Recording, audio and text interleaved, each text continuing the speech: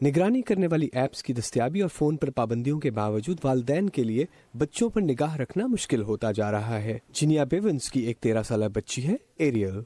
आप हर वक्त हर जगह नहीं हो सकते। जिनिया कहती हैं बच्चों को ऑनलाइन महफूज रखने वाली टेक्नोलॉजी नकाइस से खाली नहीं, क्योंकि जब उन्होंने अपनी बच्ची के फोन पर ट्विटर को ब्लॉक किया तब भी उनकी 13 साल बच्ची ने एक और तरीका ढूंढ लिया और उसे एक अजनबी का पैगाम मौसूल हुआ। उस शख्स ने मुझे अपने पैर दिखाने को कहा, मुझे बहुत अजीब लगा। जब आप अपने बच्चों को ये मनहूस डिवाइस देते हैं तो ऐसा ही है जैसे उनके हाथ में आप अपनी नई कैडिलैक गाड़ी की चाबी देना।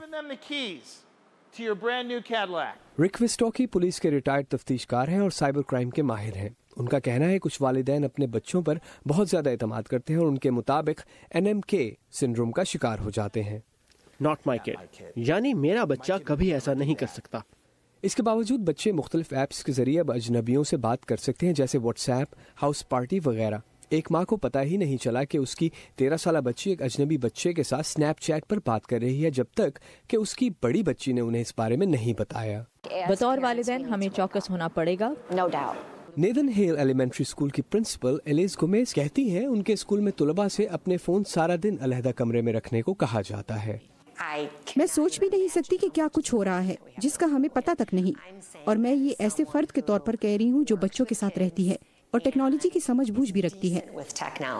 लेकिन टेक्नोलॉजी की थोड़ी समझ बूझ भी काफी नहीं। माहिरीन कहते हैं बच्चे अपने वालिदैन की आंखों के सामने फोन इस्तेमाल करने के नए तरीके ढूंढ लेते हैं, और जैसे कि एक माँ ने कहा कि महज उनके सोशल मीडिया पर निगाह रखना ही बड़ा काम है, रोजाना की जिम्मेदारियों के अलावा। मारिया मगालो की रिपोर्ट के साथ अमान अजहर, उर्दू VOA।